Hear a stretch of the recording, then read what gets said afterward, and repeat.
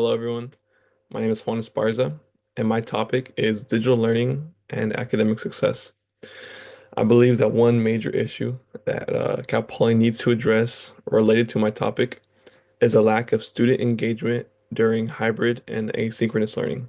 Well, online learning as a whole. Online learning has become more prevalent once the COVID pandemic happened, and teachers had no other option but to teach online through Zoom or Teams, any like video platform.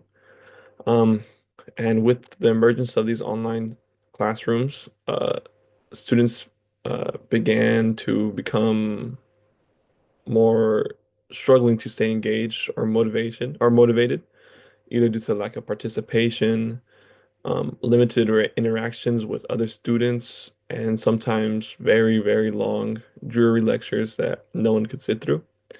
And part of this lack of student engagement is also due to the lack of real-time feedback and the elimination of in-person real teamwork. For in-person classrooms, students are able to ask questions, raise their hand, get answers right away. But in online classes, you have to wait for hours for an email or message back from a teacher, and it might not even happen in that day. And if you need help in that moment, it's almost impossible to get in contact with a teacher right away. Um, in regular classes, you work with teams, you're able to interact face to face with people, you're able to grow your people skills, your communication skills. Also, having these like face to face interactions is so important for like our mental well-being. In these online classes, you can't have that. You can't have these valuable face to face interactions anymore. You either have to rely on Zoom, or you have to rely on text messaging. And yeah, so all these factors negatively affect students' engagements and learning experiences, and later on lead to students struggling more in classrooms. In fact, studies show that 70% of students reported that low engagement during these online lectures um, negatively impacted their learning experience. Researchers also indicated that students who receive or who are able to receive immediate impact or if immediate feedback are able to outperform those who receive delayed feedback. So like for example, if you're on Zoom and you have a question or you're just doing like asynchronous learning and you have a question, students are able to receive immediate feedback, often perform higher, unlike those in online asynchronous classes, which is really hard to get immediate feedback. Online only students are also less likely to engage with other teachers and other peers, despite being more likely to attend all classes. And a survey of over 5 million students reported that actually engaged students are 2.5 times more likely to report receiving excellent grades and performing well in school compared to disengaged students. So yeah, so studies show that students receive immediate feedback, are successful at addressing any confusion on any topics. They are able to correct their errors quicker and are able to realize their gaps in what they know and what they should know. So the National Survey of Student Engagement found that students who frequently interact with their instructors and peers are able to demonstrate higher levels of critical thinking and have higher levels of problem-solving skills. Um, so while Cal Poly has taken some steps to improve online learning, either with tools through Canvas, such as discussion boards. Sometimes they have polls that you're able to give feedback on what they should be teaching and how they should be teaching better. And they also a lot of teachers record video content for students to access it whenever they like, so they're able to go at their own pace.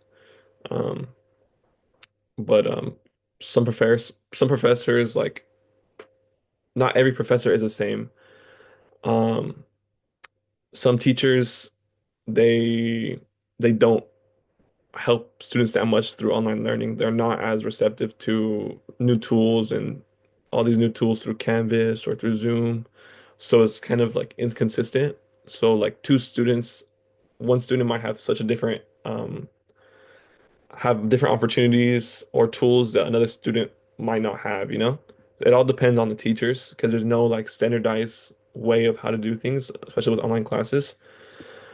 Um, So it's just hard for students in these classes that are not really so online favorable to stay engaged and to stay motivated to succeed and have little to no active participation.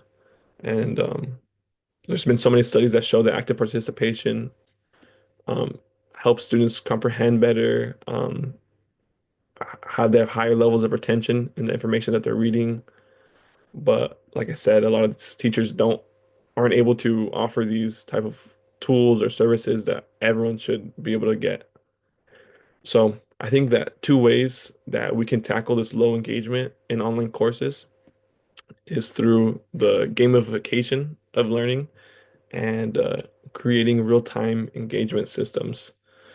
So I believe that these two tools will help make online learning more interactive, motivating, and responsive. So I think that the gamification aspect would be like through live quizzes and polls during lectures to make it more fun and to make it more participative. And this will allow students to check their comprehension, um, see if they understand what's really going on, while also making it kind of seem like a game and making it more easier to stay motivated. And so like tools like Kahoot or I believe another app is called Mentimeter. It could be used and like during the lectures or like online classes, online Zooms. So instead of waiting like after to see if you really understand what's going on, you're able to check right then and there. Um, Research has actually showed that gamification can increase student motivation by 48%. Um, so really impressive. Also, like points-based reward systems where students can earn points through these online quizzes or polls, or also just by simply engaging in discussions and engaging in group activities, where these points could be redeemed for extra credit or that could help their grades. It'll make this learning like way more engaging, motivating, and feel less like a chore. Also, I believe that having like AI powered feedback tools like an AI chatbot, I think that'll help a lot. It'll help students get like immediate answers when they have questions instead of emailing a teacher and maybe waiting a day or two for some like clarification or feedback. You're able to ask this AI chatbot anything that you want and they'll be able to answer you right away. And while it might not be the exact answer that you're looking for, it can lead you into the right direction.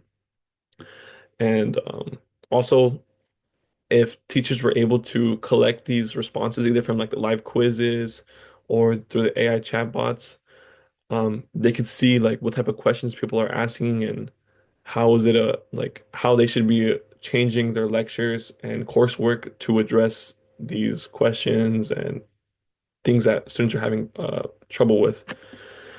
And I think um, also making students get into groups but based on their learning style. So maybe students that learn easier, um, that like ha just don't have trouble learning, they all get put into one group, or students that learn faster than other students, they get put into a group, just so people could go at their own pace and are be able to interact with other people at their own pace. Because sometimes when you get just placed in these random groups, and there's someone that's way up here and there's someone that's way down here, and like knowing what we're even talking about, it's so hard to close that gap. But if you're kind of similar, you guys are able to move at the same time and actually learn, not just like try to close that gap. And I think to successfully implement these tools and strategies, Cal Poly will have to create a structured plan, make sure that all the faculty go through extensive training to learn how to incorporate these tools like Kahoot, AI chatbots, live quizzes and polls, and really listen to their feedback through through these students and teachers. Maybe create like some pilot classes that are able to go through these tools and strategies first, so you could see how it is and how the students are performing academically, see um, see how they react to new tools as well as the teachers how they react to new tools and make sure that it doesn't disrupt the flow of class because I mean Canvas and Zoom they're already like we're already so used to it, so adding new tools we wouldn't want to mess up how like smoothly it runs right now, if that makes sense. So we have to make sure that faculty are fully trained and to see how the students respond to these new tools and strategies. But I think the biggest challenge, yeah, like I said, like the biggest challenge would be to not cause any disruptions. Also, make sure that these new tools and strategies are accessible for anyone. So like anyone with disabilities maybe as well. Um, Either through like make sure that a lot of these new tools or even existing tools like Zoom that they have like screen reader capability or captioning or just make sure that anyone with disabilities have equal opportunity. I've realized that like online learning for any student with a disability must be it's already challenging, but with a disability to add on to that, it must be really, really hard. So I think to make it a we got to make sure it's like an even playing field. So while all this seems like a lot to put into play and it could be stressful, I think that it'd be way better for all the students because sooner or later all students have to do some type of online learning. Um, Also online work as well. I know a lot of jobs are moving to online work, so we have to make sure that we're comfortable with it and make sure to stay engaged and make sure that this coursework motivates students and actually helps them succeed and not just create busy work that students can do whenever they want. And so yeah, thank you so much and I appreciate your time.